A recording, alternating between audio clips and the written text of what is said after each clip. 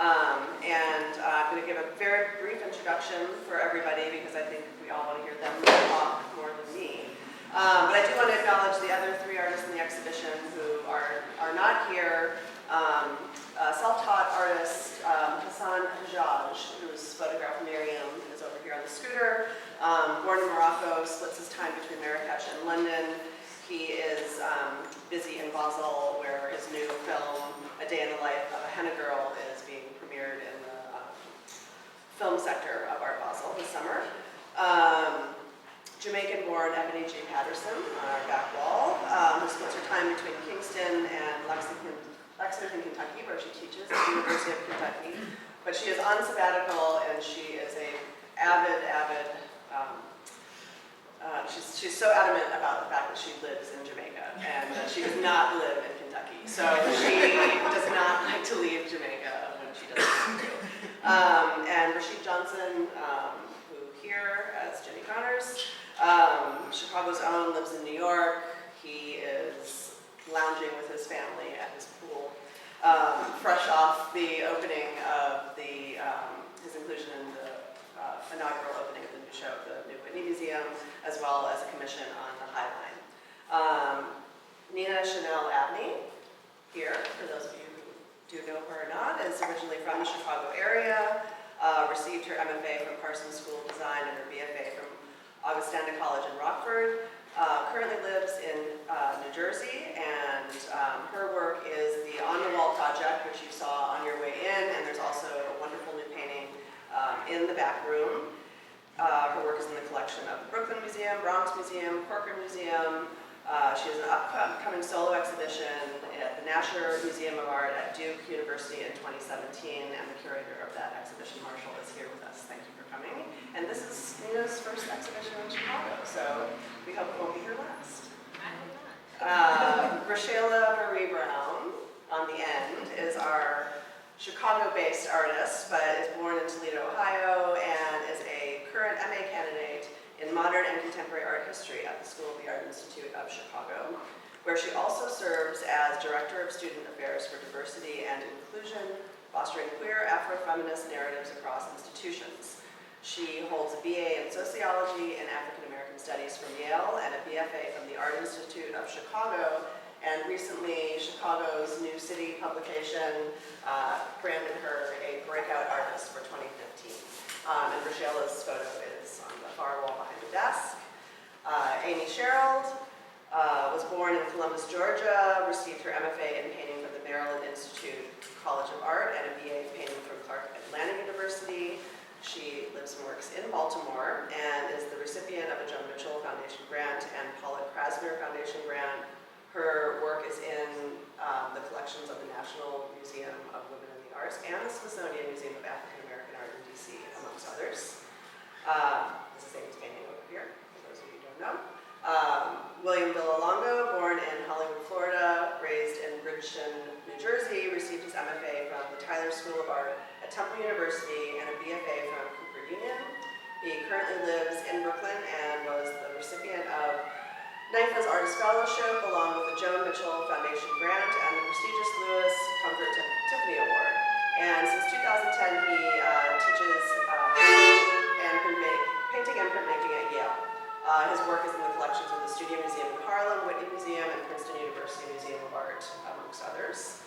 And last but not least, our moderator, Grace Deveney, is originally from New York and is currently the Marjorie Susman Curatorial Fellow at the Museum of Contemporary Art here. She curated the group exhibition Out of Office, which is currently on view at the MCA. Upcoming Chicago works, Anya Jaworska, which opens this August. And also assisting on the Freedom Principle, Experiments in Art and Music, 1965 till now, that opens at the MCA in July, which actually includes our own Rashid Johnson and Sanford Biggers. She holds a BA in art history from Amherst College and is currently completing her PhD in art history at Northwestern University. And Grace, take it away. Thank you so much for the introduction, Monique, and thank you, Allison, for curating this gorgeous show and for inviting me to moderate this talk. So just to get started, I wanted to ask you all just broadly about your engagement with portraiture and figurative representation. about this tradition that's just so historic.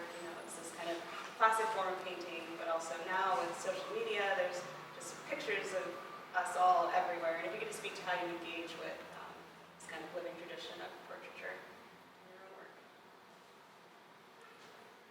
Okay, well, I'll start. So when I was working earlier, about in 2008, my portraits were a lot more traditional.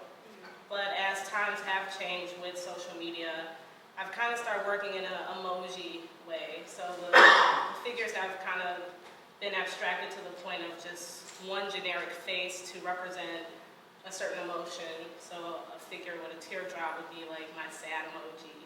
And so I've just recently been putting it throughout all my different paintings. So that's how I've been approaching portraiture. For me, I think technology has pushed me more closer to tradition.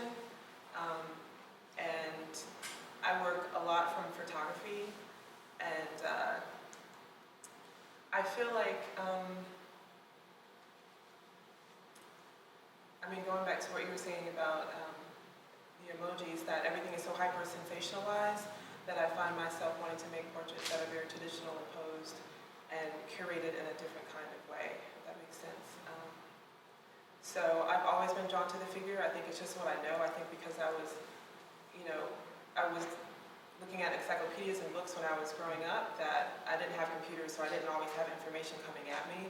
And so it was just what I was naturally drawn to because it was what I understood. And even when I was a young artist, when I say that, I mean like 6 or 7, I would try to make what I thought were abstract paintings, but I had never really seen them before. And they would just be images of arrows and pound signs and things like that. So like the figure was something that I knew I could figure out because I didn't really understand what it meant to be an abstract painter. I just saw colors and wanted to make shapes versus like the emotional and conceptual part of it at 6 years old. So I've always just been drawn to that, and I like to look at people. And I think because I was shy growing up, that it was a way for me to engage with a person without necessarily having to have a conversation with them. I would sit and draw a lot. So. I guess historically, I think maybe I just loved figure drawing when I was a lot younger. That was like the thing that I was like really good at. I spent a good amount of those younger years trying to like get away from it and be like an abstract painter actually. But I think as I came back around to it because I realized that I wanted to tell stories, and I was really interested in the kind of history of how like people are depicted in paintings and in the history of paintings, particularly like the Black people, from thinking about portraits of sort of society and families with their like the slaves or servants and things like that. So with this, in a way, there's this kind of problematic history, image history of painting. And as I found myself thinking about that, I turned closer to the figure, even more figurative, even more narrative. Say in the past 8 to 10 years. I think kind of going back a little bit, since some other folks have given more of their kind of trajectory over the years, I started out being someone who would exclusively draw images of women from my imagination. And then as I became a photographer and started to develop more of my idea of what I wanted to photograph, I continued to be drawn to making photographs and taking pictures of women in different kind of states of either vulnerability or power. And really a lot of my kind of approach to portraiture is this attempt to balance those two things, an idea of the self as it can never truly be depicted or understood in a portrait, but that being the challenge that draws me to want to do it. So I think that's kind of my impulse to make portraits and to continue to do it. And This particular photograph is a self-portrait, and so thinking about the interior space that I can or cannot represent through photography is really interesting to me. And so I try to use all the different components of what a photograph can be to try to indicate something about selfhood. Could you speak more about that issue of vulnerability and power and kind of balancing those out? So it's something that I see kind of operating in each of your work, these moments where you are representing people in ways that are kind of presenting them in a kind of public way, but also I think each of your work engages with a kind of interiority as well. And something that we had spoken about with your photograph and its many titles, so speak more to that. Yeah, I think one of the things that I attempted to do with giving the photograph, it's a laundry list of titles. It's just so many different titles. I think it's maybe like 20 or so. I don't know if we wanted to read them off or just... Okay, I have them here. So is this the main title, You Can't See Me Fool? So that's the title one. And then we also have Keita and Sherman Had a Baby. So reference to Sadie Keita and Cindy Sherman. Near Threatened. Endangered Species. Passing for a Leopard. Imitation of Life. Equal Opportunist. The Domestication Effect. True Beast Dionysus, the Dying God. For my grandma who passed for white, then stopped. Living a lie is a poor substitute. Fuck you, I like leopard. 50 Shades of Slay. Jeremiah 13:23. Can the Ethiopian change his skin or the leopard his spots? Then may ye also be good that are accustomed to do evil. Kind of reads like a poem there altogether. Yeah, so we were talking about yesterday a little bit. So I'm also a writer and used to be a poet, and so a lot of my interest in giving these titles comes from that writing background. And I think also what it does is, I don't know, there's just something about writing that allows you to kind of express a certain sense of subjectivity and vulnerability directly to someone. It's like the process of, you opening the book and you know that it's just going to be the one person kind of consuming, whatever words you're giving them. And there's something that's really intimate about that, and I think that that's what makes me really drawn to adding that to the photograph, or at least not adding it, because the title would be there. I could have one title, or I could have all these other ones, but I think I like this idea of someone being able to engage with it on that other level. And an attempt to not just show my own feelings about what it is that I'm trying to do, but also allow them to understand that this is a constantly subjective, kind of constructed, created, symbiotic process that we're both going through, both the viewer and myself. Yeah, and it also just creates multiple frames for the work, which I really like. Creates all these different contexts for thinking about it. And talking about titles and poetic titles reminds me of your work, Amy, and can you speak a little bit to your title for this painting? The name of the painting is Fact Was, She Knew More About Them Than She Knew About Herself, having never had the math to figure out who she really was. And it's a quote from my favorite movie, Beloved. And normally my sister names my paintings for me, but she was having a hard time. So we were trying to figure it out together. And when I make my paintings, I'm not really thinking about concept or anything. Like, it's just something that organically happens. Like, when I meet the model, they either look how I want them to look, they represent a certain type of trope, or they have something, I guess I sense a bit of awkwardness in them, or something that makes me, that I know I can capture it in paint, and it'll read differently than who they are in person. But I feel like she held a sense of awkwardness. She kind of, I guess, subconsciously, maybe my Catholic school upbringing came out in this one, like the kind of guardedness, having to wear a uniform, but then also having these moments where I feel like I've lived so many lives and I've taken so much from so many different kinds of people that I don't know who I am anymore. It's like I say words that are, that I got from somebody who I met 10 years ago. You know what I mean? Like, I say A, because I had a friend from Canada when I'm here, so like, I have all these pieces of me, and I feel like I'm a chameleon, and so when I'm around different kinds of people, I tend to act how they act, or like emulate how they walk, or just kind of inside my body figure out what it's like to be them, if they have a sense of awkwardness. And so I think that's what I relate to the paintings somehow. I say my studio gremlins do it, but that's what happens, because the portraits never look like the painting at all. Like, they look completely different, even though it's the same person in the outfit that I pose them in. I just wanted to clarify, so you make photographs of the people and then you paint from the photographs rather than from like. So you composed this one, I think you mentioned that you went through this woman's closet and picked Yeah, up so clothes. her, I didn't know what she wanted. I knew I only had, what I wanted to paint her in, and I knew I only had I had one day to get it done. She was in town. I took the bus to Brooklyn. She met me at her house. So it was just kind of awkward. So it's like, hi, my name is Amy. We never met before. Can I go through your closet? So I went through her closet. And I'm like throwing her stuff to try on, and then I'm not leaving the room while she's changing clothes, which I didn't even think about, but I was just like, I turn around, I'm like, okay, you ready?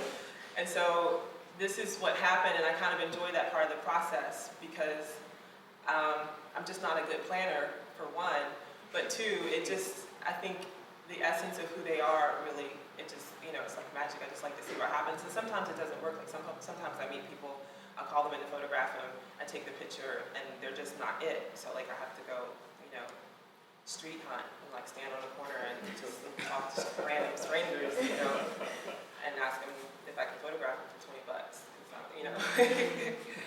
So.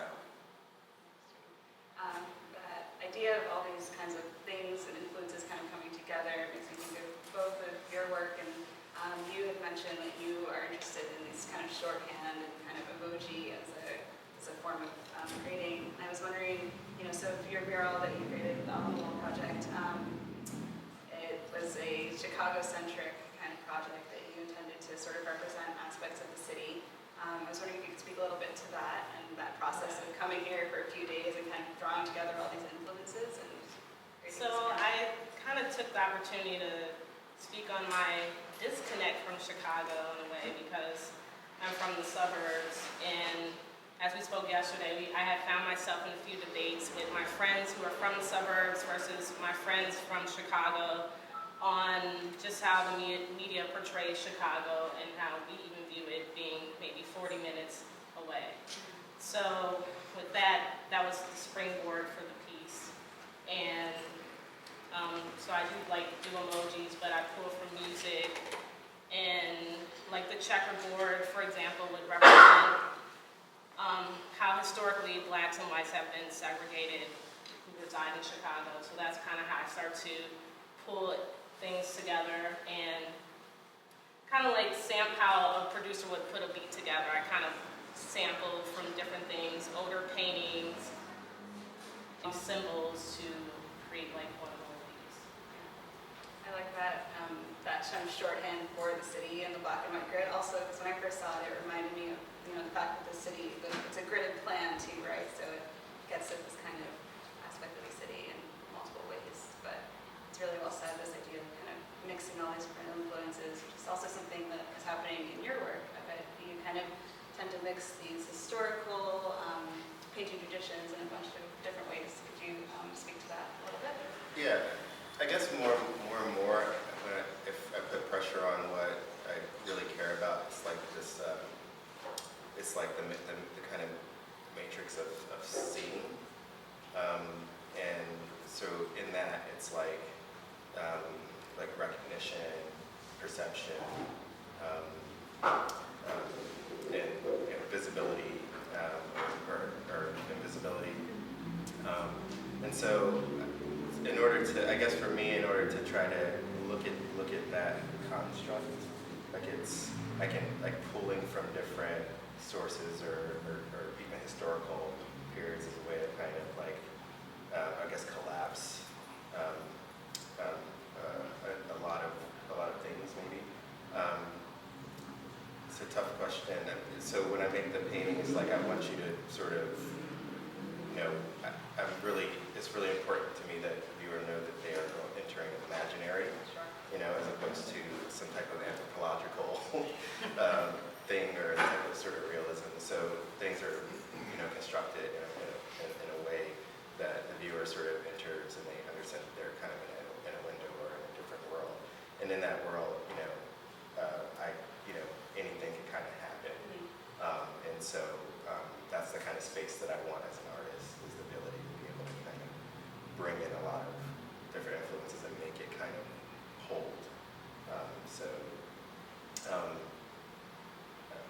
yeah, it's really, this painting is about painting. Yeah, I was going to ask you if you could, It's so about the painting lesson, if you could just talk a little bit more about the world you constructed in this particular piece.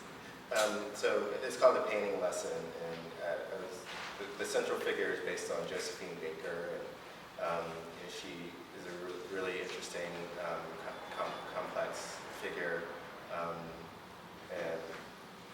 a cabaret dancer, philanthropist, spy, sort of really changing the narrative of like Black female sexuality at a time in which the kind of mammy or sort of maybe might have been the most central to the kind of an idea or a popular idea. And so she has this kind of, this is like this famous portrait of her banana suit. And so in a way she becomes a type of abstraction. She makes herself a type of abstraction to kind of combat these things. And so in the painting, the figures are painting the abstraction, or somehow they're interpreting her as an abstraction as opposed to the figure.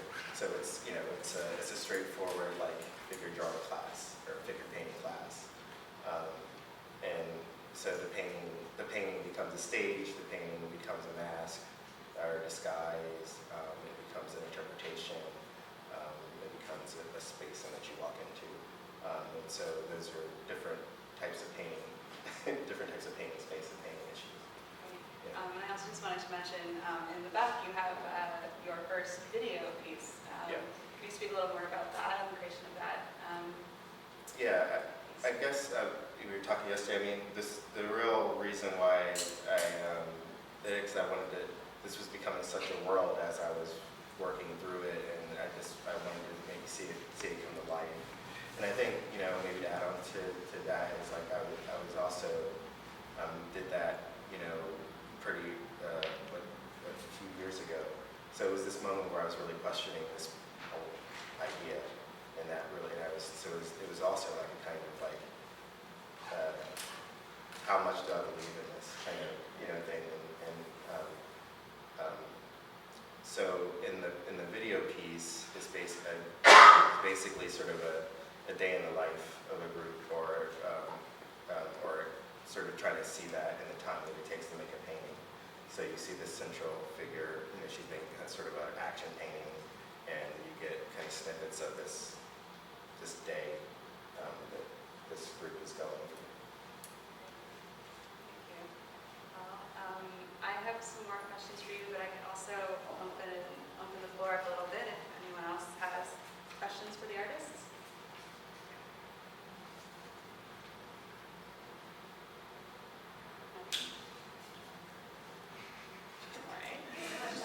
I'm curious, so for the portraits, do you allow your subjects to see the portraits after they're completed? Yes. Yeah. If I didn't change them too much. Because I'm a bit of a perfectionist, and so sometimes, well, I guess I'm thinking about this one painting that I did where I photographed a model. She was in a big, beautiful white ball gown, and as I started to paint her, I realized that I didn't want to paint her face. Like, I just didn't like looking at it. I didn't like her nostrils. I thought her eyeballs were shiny. Like, I just went through this whole thing. And so I ended up putting a feather mask on her face, so I wouldn't have to deal with that part of it. So she's never seen that. But for the most part, I do. Like, I would like to give them a print or something, but I can't do that at this point. But everybody loves to see it afterwards. They get really excited, and that's the best part about it, to see the transformation and see how I see them. And you changed some things about your subject here in this one, right? I remember you mentioned you changed her hair a little bit. I did change her hair, yeah. I changed the pattern on the sweater. And this is the first time that I have used just a flat color as a background, and I really struggled with that because I give myself these rules, and I decided I wanted to make these portraits of brown people, and then I decided that I didn't want to paint skin color, and I was going to make them gray, and I make all these decisions, and then I feel like I have to stick to them because if I don't, something will be wrong. It's like, what am I gonna do with the other 20 paintings that have this speckled background that I do? So it was a process. I had to call 3 people and like ask for permission to like leave it the way that it was, but it just is what worked with that figure. So she's special to me in that way because I kind of like branched out from what I normally do, but I think she's the beginning of me doing that and the rest of my work as well. To, you know, let myself just kind of be free and not be bound by my own rules that I give myself, that I can break because I give them to myself. I wanted to ask if you could speak more about your choice to represent brown skin tones and gray, and your that's kind of consistent throughout your portraits. Yeah. Honestly, so the work that I started doing in college, when I changed my major from pre-med to painting and I was a junior, I had to figure out what I wanted to paint, and so my painting instructor at the time, Arturo Lindsay, said, you know, paint something that you care about, and I still really didn't know what that meant, so I started to make self-portraits of myself, and at that time I didn't have any hair, so I was making a lot of self-portraits of like what I called alien women, and they were my complexion, but then yellow ochre, and then raw sienna, so they were all these different colors, and one was just black, and they were all bald-headed. Some of them had, it was like really science fiction, even though I never read science fiction. They had like external spinal cord because they knew how to speak through, you know, telepathy, and you know, I had this whole crazy story. And then when I went to graduate school, I continued the series, but then I just started painting myself. And then that worked for a while. I was listening to a lot of Sarah McLachlan, so I was going through this really funky phase. You know, I don't even know how I got here. It was really bad. So, and then when I got out of school, I didn't paint after my master's degree, I didn't paint for almost 4 or 5 years. And so for a while, I wasn't sure whether I wanted to or not. I had to move back home and like take care of family, and there was a lot going on at the time. So when I came back into it, I had just, I was thinking about what I could make that I could continue to make for the rest of my life, because I had gone back to trying to make the old work, but it just wasn't working. And so, yeah, and because of that, I had always been invisible in a way, right? Like nobody knew that my paintings were done by a black person, and I kind of enjoyed that anonymity. So then when I started to pursue this, after this magical moment that I had when I had watched the movie Big Fish, which is like inspired this whole idea to like create all these characters and stuff, I almost felt nervous and scared because I'm like, I'm not going to be invisible anymore, and then I'm going to feel like I'm trapped in this way, you know, the way that I feel like some brown and black artists are marginalized, and in a way that works in our favor, but after a while you just won't be in control of it yourself. So I think that was my way of pursuing that, and it's something that I just tried. I tried it on one painting and it just looked good too. So aesthetically, it was like, the first thing was like, this looks amazing with all this color. And then the meaning for me came after that, and I kind of realized that all that conversation that I just told you I had, it was like subconsciously, that's what I was thinking about. I was looking for ways to avoid it rather than embracing it. Does that make sense? So, but I mean, I like it. I think it looks cool. I agree. Yeah. To me, it kind of reads almost like a collage that you kind of put together. It's very colorful, kind of hyperreal picture. Yeah. I like the two-dimensionality of it, but I also, like I said, the black and white photographs. I love looking at those, and I love creating these images. And like, I started this body of work before I ever seen Carrie James Marshall, and before I'd ever seen the Paris exhibition of the American Negroes that Du Bois did. And then when I saw that, I realized I'm kind of doing the same thing. Like, I'm kind of like, you know, putting images out there for people to see and understand and digest, because it still matters, because I feel like this work is important because they're brown, because I think maybe they might be tried if these were white people, or like some other ethnicity. I'm not sure they would read the same. And so for me, that tells me that race is still relevant, because images like this still need to be consumed, and they still matter. You know, like, people like to look at them and like to imagine, but in a way, and so I wanted to live on those two levels, because I feel like when women look at this painting, when black women look at this painting, they tell me stories about their grandmothers, and they tell me like all these memories that it brings back, and so I really enjoy those that it lives in that space, but I also want it to be able to to live in a space in a portrait museum, and I wanted to be hanging like next to my favorite artists who were predominantly like white men, and I want to be like, yeah, we're here. You know? Totally. Yeah, I think that's very important, and it reminds me of some of the things that we had talked about with your photograph, Rashayla, just I mean, as all of your titles suggest, you're sort of engaged with this camouflage, visibility versus invisibility issue. I think you may have told me that you also were inspired by your grandma in this photograph.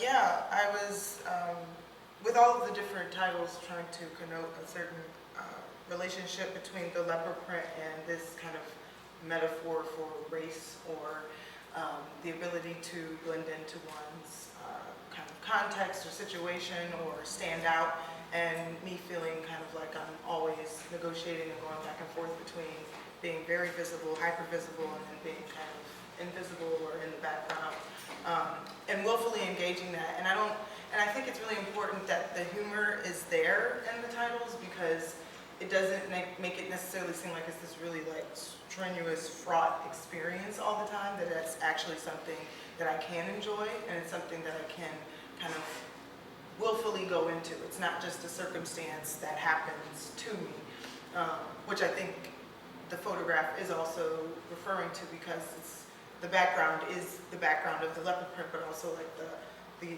attention to putting everything leopard print, even down to the nails. Like that's a certain amount of attention and intention that I think is also interesting to me, and kind of relates to that idea of passing.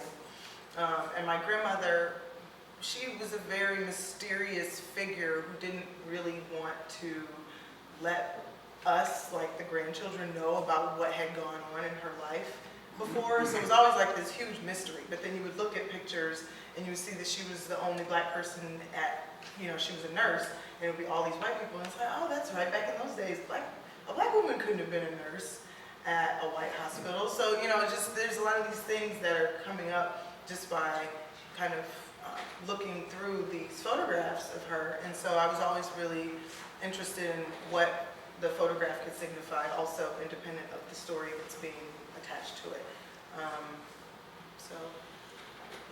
I think just also getting at these issues with a bit of humor is something that you both mentioned, and I see it working in your work as well. We talked a little bit about some of the humorous moments going on between the frame you have and the figure, and do you think about humor as you are creating your paintings, or? Yeah. I mean, I think it's important for me, because it's like, how do you look at it? How do you look at this sort of history of images, and it's either the thing where you either laugh or you cry, or something. So like I prefer to laugh, and so this whole with this painting, playing off of Josephine Baker's this kind of crazy out there banana outfit. It's pretty much, I was pretty faithful to it, except for like the top, which is like a zebra print. But so that there's a monkey in there, all these things that are kind of heightening the kind of ridiculousness. But I try to do that in all of like these kind of crazy hairstyles that are kind of impossible, and the mask being almost way too big for anybody to really be able to hold in their head. Do you, with your use of shorthand and symbols, do you feel like, so when you mentioned emojis, of course I think about those as being this kind of way of engaging that can be humorous, or they're kind of open-ended in the way that they read. Is that something you think about as you're putting together symbols for a piece like this? Or Yes, and I also think about humor too, because I usually work pretty large, so the work can already be confrontational. So I like this idea of like tricking the viewer to be engaged in like a serious topic. For 5 parents, they will say, oh, rainbows, and then as they look closer, it's like figures being shot. So I've been working like that for a while, but I kind of like the shorthand to leave it open-ended. I try to approach every subject from both sides, so I don't necessarily insert my specific agenda in there, so it can kind of appeal to a broader audience. Any more audience questions? Well, I think that's all I think that's great. Thank you, everybody.